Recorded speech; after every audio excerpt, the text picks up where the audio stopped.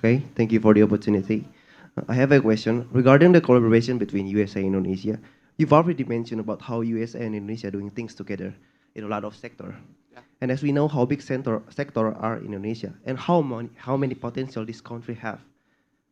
In your opinion, what kind of sector that Indonesia has never established with another country that would have been great and have a lot of potential when it comes establish a relationship with USA itself? Thank you. A sector that's not, so a sector that's not as developed yet, an area that we want to expand into that Indonesia hasn't developed a relationship with the US yet? Is that the question?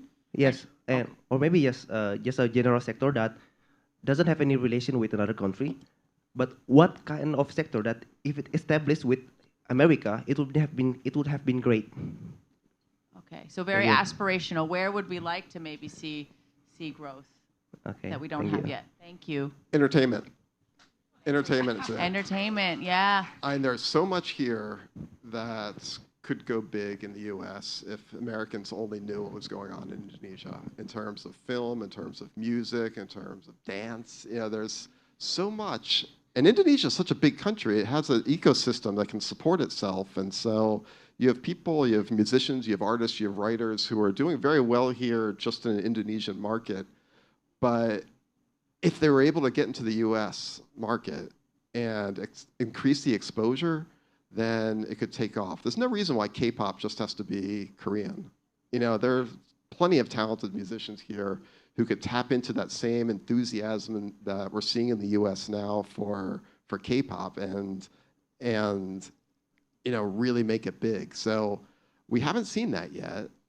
But I think that's it's a matter of time. And they're going to need intellectual property lawyers also, so keep studying IP. But I think that's the big opportunity. What do you think?